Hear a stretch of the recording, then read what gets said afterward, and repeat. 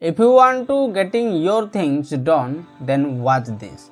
David Allen, the author of the book Getting Things Done, The Art of Stress-Free Productivity, has proposed a rule of prioritizing the tasks in an effective way.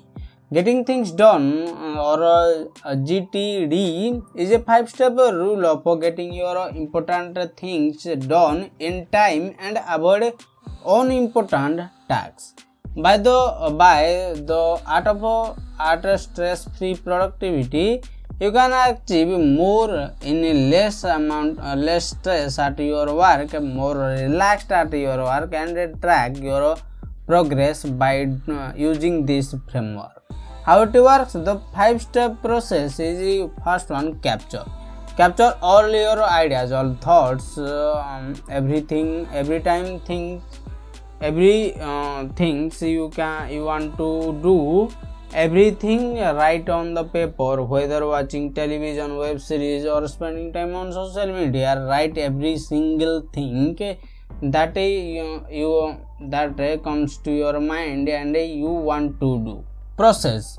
After capture all the things, the next step is to do process. Process all single things and filter out with the actionable or necessary to do, or you can eliminate, delete, archive, or you can delay or not to do. Process every single thing those are written on the paper or any kind of software.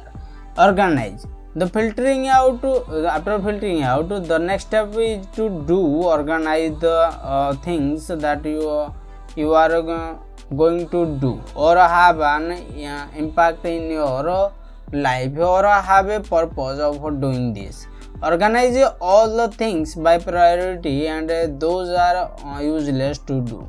You can delete or remove or archive, or you can do this on your unproductive hours. Review.